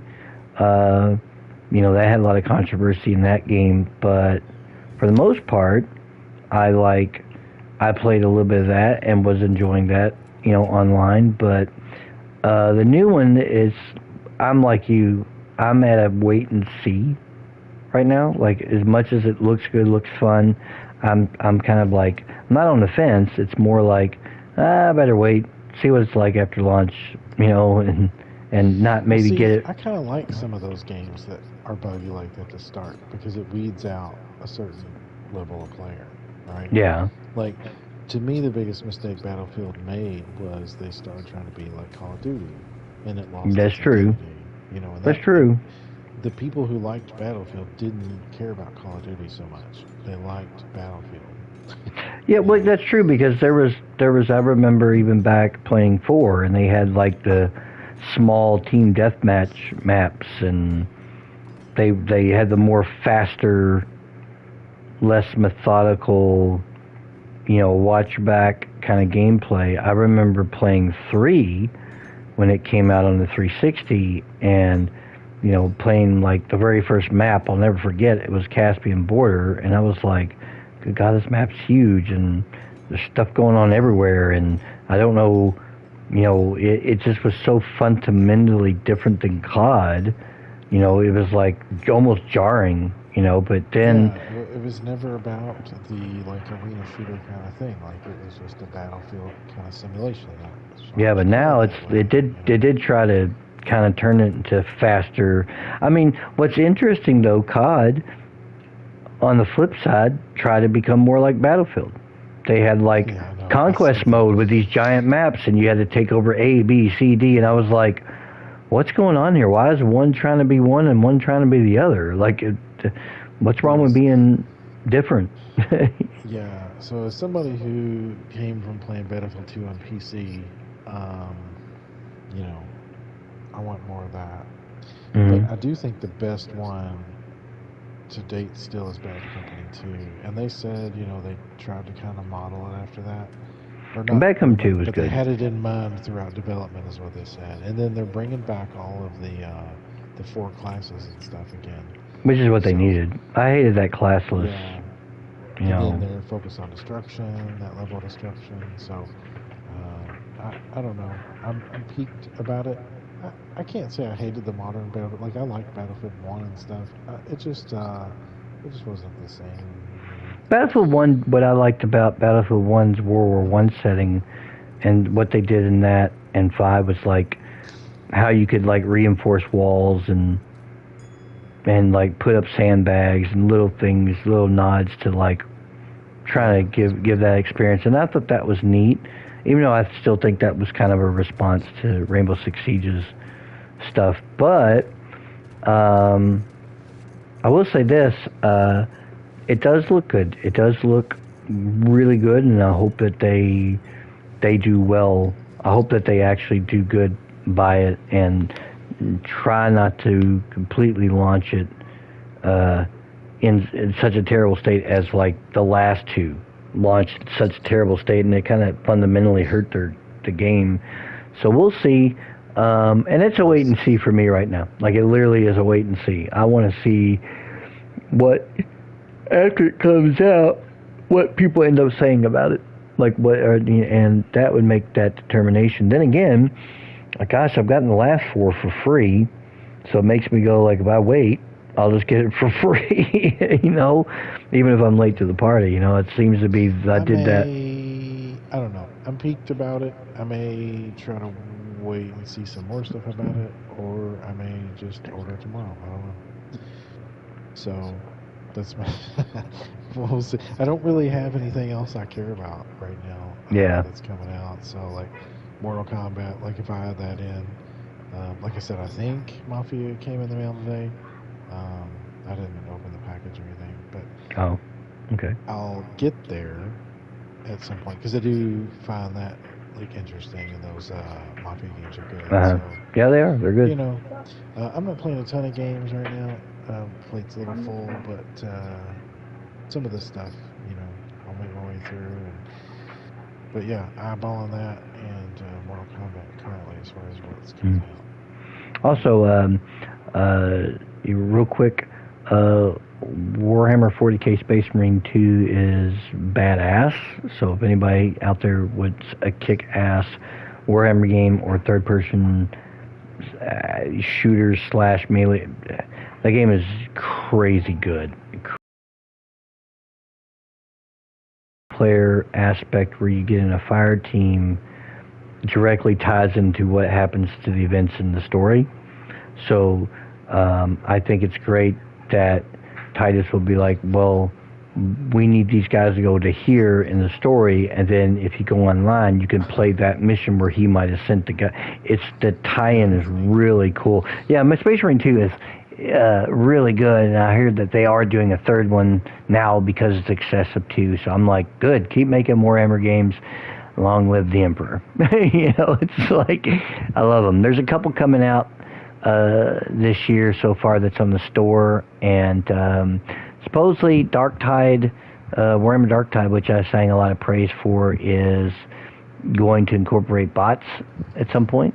So I'm hoping. I know they've been talking about it for 2 years, but now it's kind of like the game's been out for a while, and they've retooled the way the story works and how you progress to make it easier to ease into the game and make it more. So they keep updating in that game, and I've been on and off, kind of like making sure, see where that game's at, and then there's different things that I play. I bounce around, but primarily, I just picked up for $8.99 at a local game store at the Game Exchange. I got the deluxe version of Deathloop, which is a game that's made by the former defunct now Arcane Studios, but makers of and I like their games, so that's mainly why I bought it, because I have both the Dishonored's and of course I couldn't get Redfall because that was on Xbox, but that failed. But then I owned the original Dark Messiah,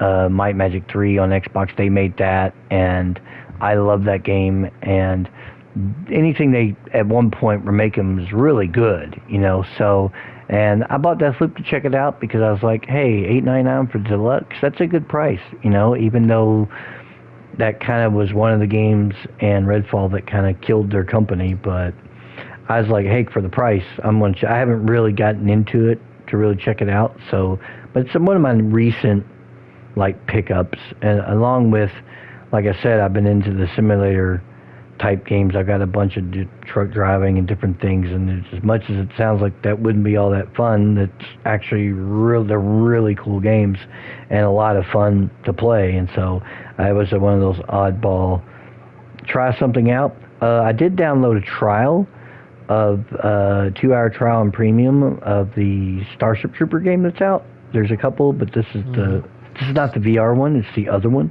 where you play online with people, and I'm going to check that out because I was interested in that because of, Helldivers and EDF and anything that you're fighting bugs, so, which is great. And, I did end up getting World Brothers 2 when it went on sale, so now I've got EDF World Brothers 2, which has made a lot of improvements over the original, and I'm really enjoying that too. The tongue-in-cheek of it's really good, and of course EDF 6 is awesome. So there's some stuff I'm still kind of in my library that I bounce around with. So yeah, there's some good stuff. But I'm going to check out the Starship Troopers tonight and see what it's all about. That Battlefield 6 open beta is it's available download now too. Oh, okay. Well, I'll have to download it. I wonder if I can stream it.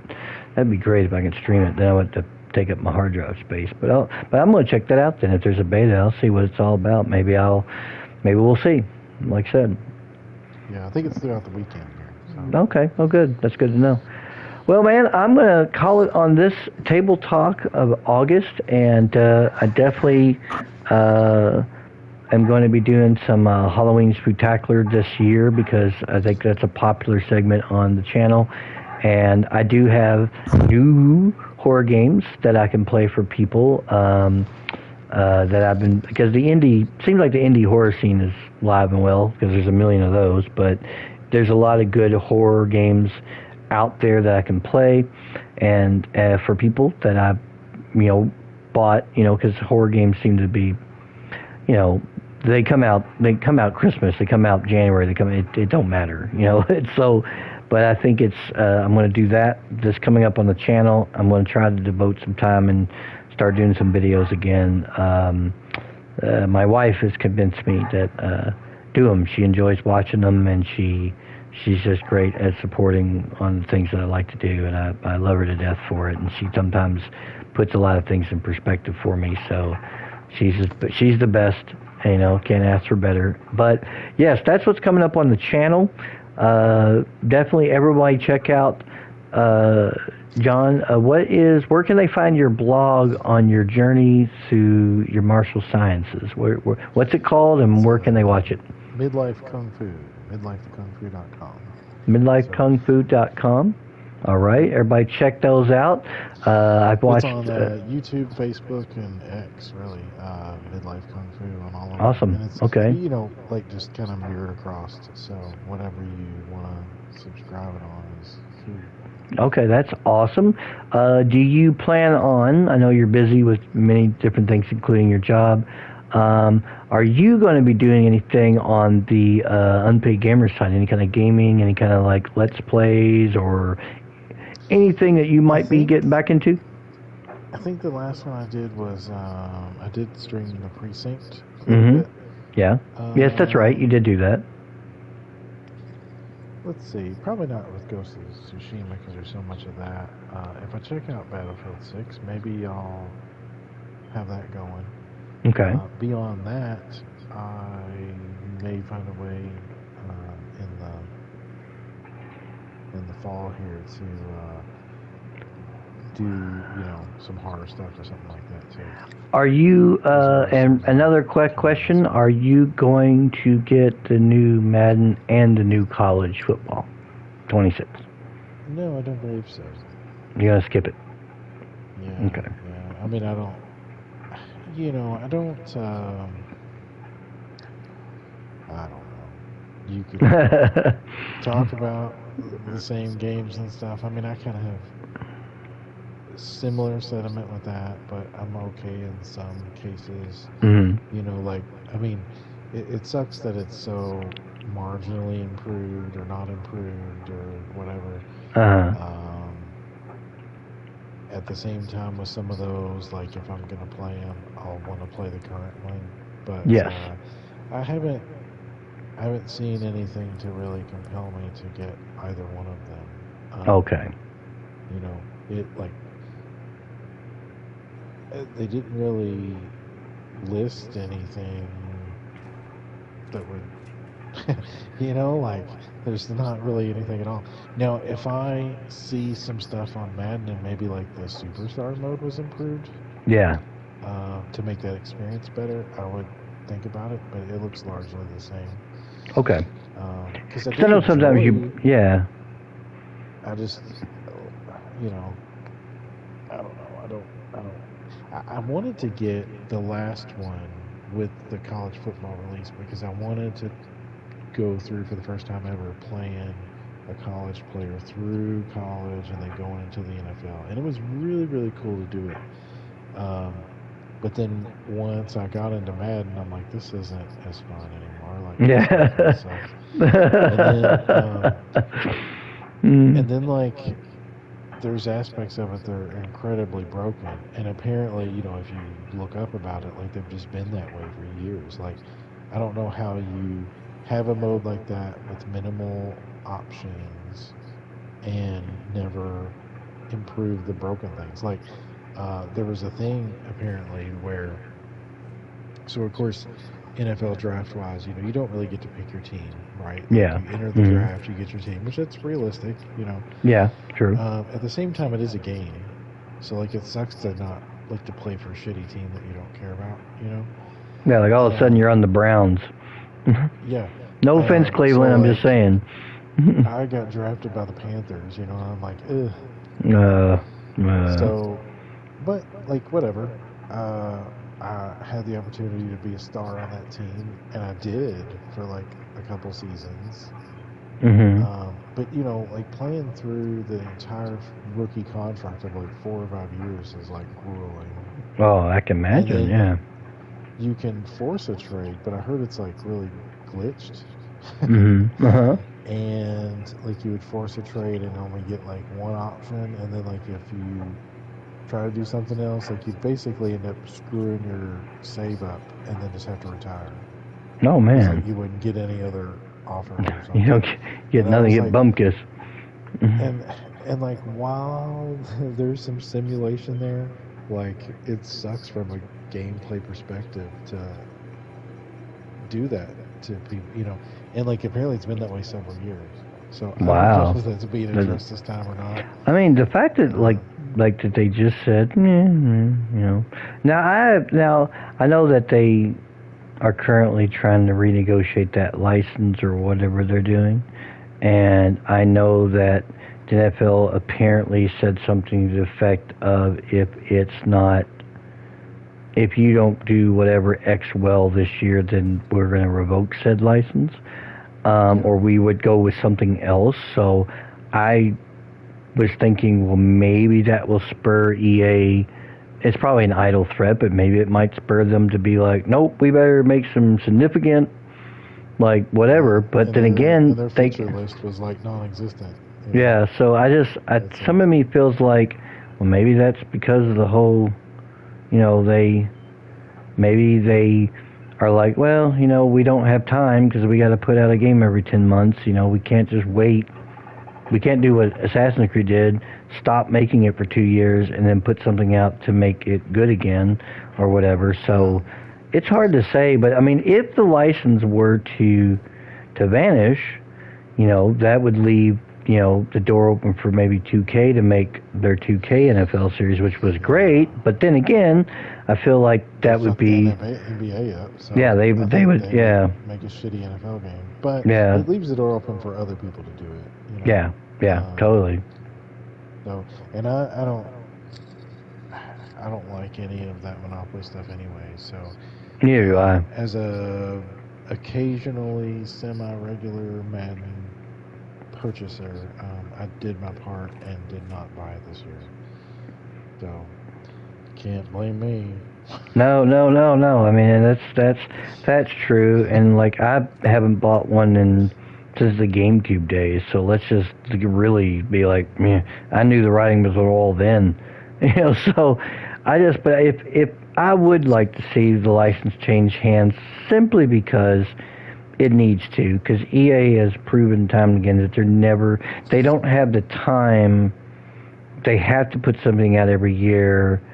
Madden players would not be happy with, you know, would not be all that happy with not getting the next installment and them skipping a year, and it would throw off the numbers.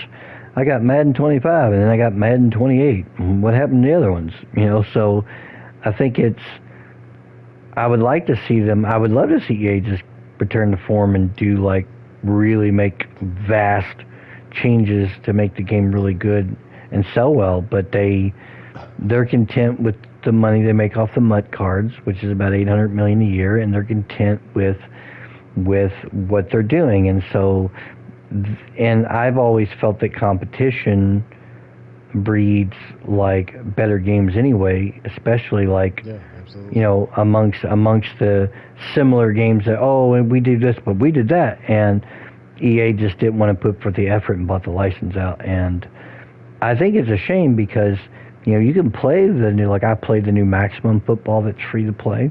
I checked that out. Of course, I like the Axis football games. 2024 was good. 23 was good.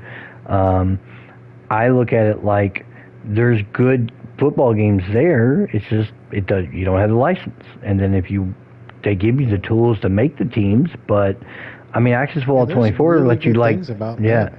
Like there's yeah, there really good is. There's still aspects good to stuff. Madden. The Yeah, yeah. gameplay feels good a lot of the time. Sometimes it doesn't. There's just a lot. there's a lot of good there, but the problem is they've just been allowed to coast for however long, and Yeah. and there's obviously broken things that they don't address. The money hungry aspects are still there. You know, if I'm playing in the NFL, I don't want fucking glowing arms or whatever. So I don't know why you're supposed Yeah. to tell me that. Yeah. Like maybe there's maybe some people want that, but it's Yeah. not me. That's true. I mean, and I mean, and kudos to you for like waiting, because if you wait and you buy it 27 or you buy it 28 or whatever, like then you see some of those changes are made and it feels fresh and new again. But buying it every 10 to 11 months is like, it'd be like Doom. It's like if they put out a new Doom every year, you just be like, yeah, I'm kind of done with this. As much as you might love it or I love it. You know what I mean? Or like if they put out a Mortal Kombat every year, you just be like, yeah. It has an effect, that's for sure. Yeah, so like it's almost good that sometimes, like the old wrestling adage that Jim Cornette says all the time is how can I miss you if you don't go away? So like, Right. and that's true. So like if a game doesn't come out for a while and then they oh, here's this game, you're like, oh shit, they're putting a sequel out to that, or oh, I've been waiting, then you oh yeah, you're all about it. But then you put it out all the time, you're like, who cares? But no, anyway, I just wanted to wrap with you. This has been an episode of Table Talk. This is August 8th. I was, before I went on the air here, I was telling everybody that August 8th was the actual, I was telling John, just made kind of a reference to it, was the day that every signature actually appeared on our Constitution for the U.S. It wasn't a rough draft with one signature, and we actually ratified it on the 8th, where while independence was declared to England verbally, we actually did it like literally on paper to them, and the war was already over at that point. But August 8th is really the true Independence Day, not July 4th. So happy August 8th Day to all you people out there in the know with the real history, the hidden history out there. And this has been episode Table Talk. I want to thank John, Posthuman Guy, the guy who created the Unpaid Gamers. It's still going in some way, shape, or form here. And thank you for your time tonight. Appreciate it. Yep. All right. And definitely check out that midlife, what did you say, midlife kung fu, what was it? midlifekungfu.com. And check out the Gaming Roundtable coming up. And, of course, we will see you on the next episode of the Gaming Roundtable. Again, brought to you by UnpaidGamers on YouTube.com. If you have any questions or have any suggestions or games you'd like to see us play, you can feel free to write me. My email is still up. That's GamingRoundtableUPG at gmail.com. That's all one word, GamingRoundtableUPG at gmail.com. And we will see you on the next episode of the Gaming Roundtable.